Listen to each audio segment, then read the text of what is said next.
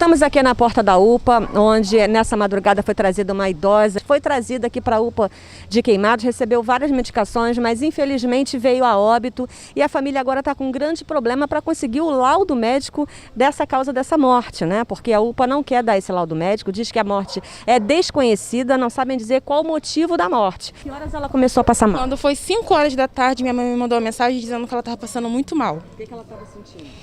A princípio era só uma dor na cabeça e tontura, nada mais. Pegamos o carro, trazemos ela para cá. Ela tomou o remédio, ela já parou de andar. Ela chegou aqui, a pressão dela estava 17/8. Deram medicação para ela de pressão alta, sendo que ela não tinha. Ela passou por 4 médicos durante essa noite. O primeiro falou que ela estava com infecção urinária. Passou remédio para isso, passou remédio para pressão. E ela estava com ânsia de vômito, passou para ela não vomitar. Passou na medicação, já mandou a gente embora. Não passamos no médico de novo. Já tivemos uma dificuldade para botar ela no carro.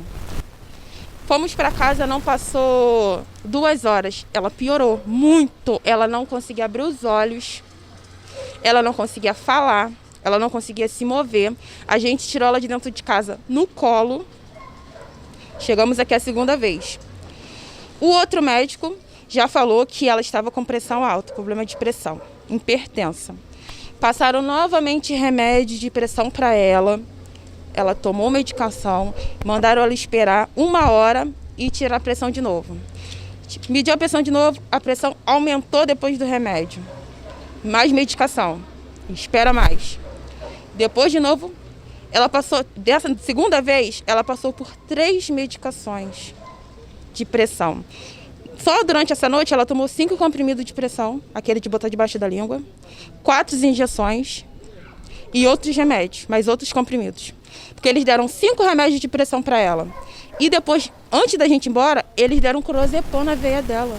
Quando a gente desceu do carro depois desse clozapam, ela já não falava, ela já chegou em casa com a boca torta. A gente tentou tirá-la do carro, eu, a minha tia, meu avô, tiramos ela e ela já não reagia.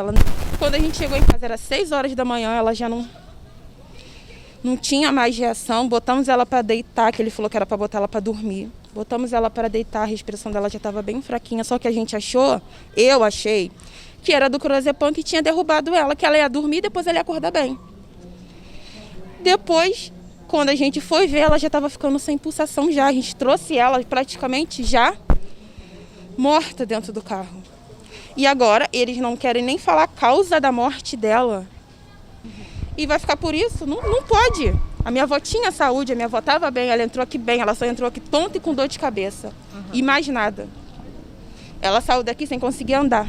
E aí vocês foram na delegacia para prestar queixa? Fomos. Ele falou que do jeito que estava era o que o médico tinha falado. Se o médico colocou que não tinha causa da morte, é porque não tinha causa da morte. Aconselhou a gente ir na Defensoria Pública. O único exame que fizeram nela, na penúltima entrada dela aqui, que a última foi a morte dela, fizeram um exame de urina nela. E o primeiro falou que era infecção. No teste não deu nada. Minha avó nunca foi hipertensa. Minha avó nunca teve doença nenhuma. A única coisa que ela tinha era da idade, que eram os ossos que doía. Tomava um cálcio. Mas hipertensão, problema do coração, diabetes, nada disso minha avó nunca teve. Minha avó subia e descia o Morro da Caixa d'Água tranquilamente. E vocês estão sem o laudo do óbito? Sem o laudo. O meu avô tomou a vacina junto com ela, no mesmo horário. Tem um vídeo dos 2 tomando a vacina. E ele tá bem. Eu quero falar com a direção da UPA. A gente está aqui fora há meia hora esperando. A moça falou que ia vir atender a gente. Com a Secretaria do Estado, tá? Não tem nenhum responsável pela UPA? A Secretaria do Estado que vai passar a informação para a senhora. Só que não tem um diretor aí? Nossa entrada.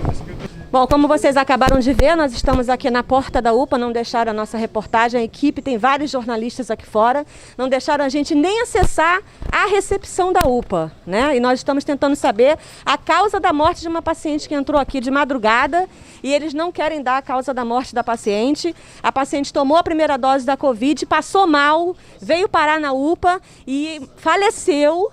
e eles não querem dar a causa da morte da paciente. Nós vamos agora, então, procurar a Prefeitura Municipal para saber alguma resposta a respeito. Estamos aqui na Secretaria Municipal de Saúde de Queimados, vamos conversar com a secretária de Saúde, Marcele Naide, ela que está intermediando esse meio de campo aí nessa luta, para ver se a gente consegue um laudo, né, decente sobre a morte da dona Lindaura Batista. A dona Lindaura passou muito mal depois que tomou a vacina, mas a gente não sabe qual é a causa da morte dela. Ela foi encaminhada à UPA várias vezes durante essa madrugada, e o que a gente tem lá, o documento que a gente tem é de morte desconhecida. E aí a gente soube que a senhora está intermediando nesse caso. Como é que a senhora pode fazer para ajudar, para que essa família possa ter um laudo decente? Porque senão a gente fica com aquele medo. Será que foi a vacina? Não foi? O que será que ela tinha? Exatamente, Dini. Obrigada, primeiramente, vocês por terem vindo aqui para a gente poder conversar sobre isso. E uma infelicidade mesmo, né? Porque a gente está nessa campanha da vacinação e a gente acredita na eficácia da vacina e acontece um evento desse. Então, logo que eu fiquei sabendo, logo depois que eu saí da Câmara, onde vocês estavam lá, eu fiquei sabendo, eu me dirigi à UPA e fui conversar com o coordenador médico, que é o Dr. Antônio Rafael. E ele me disse que a dona Lindaura deu entrada com pico hipertensivo essa madrugada, com tontura, e foi atendida. E aí parece que ela passou por 3 atendimentos médicos. Não, por 3 vezes ela foi à UPA e passou por 4 profissionais médicos. Exatamente, foi 3 vezes e por 4 profissionais. E que na última vez, infelizmente, ela não resistiu e veio a falecer. Tinha sido um mal súbito causado por um pico hipertensivo. Mas que ela era, na linguagem técnica, previamente rígida, ou seja, ela estava muito bem, ela fazia todas as suas atividades, ela era extremamente independente, autônoma, exatamente. E aí, depois dessa vacinação, ela se sentiu mal e procurou a unidade de pronto atendimento. Eu até falei para ele, Rafael, nós estamos tendo, não só de agora, mas há algum tempo, recorrentes queixas e reclamações da UPA. Porque, embora ela seja estadual, ela está no território municipal. E aí, uma das coisas que eu tenho sempre pedido a você, já que a gente tem um bom relacionamento, né, entre a UPA e a Secretaria, é que a gente, de fato, cobrasse um atendimento digno para os nossos munícipes. E a gente tem muita dificuldade porque as pessoas estão sempre reclamando disso, que chegam lá e não são atendidos e nem têm as suas queixas ouvidas de uma forma sensível. E vocês viram, um dos sobrinhos dela, né, na verdade esposo de uma sobrinha, esteve aqui relatando para a gente o que aconteceu no dia de ontem.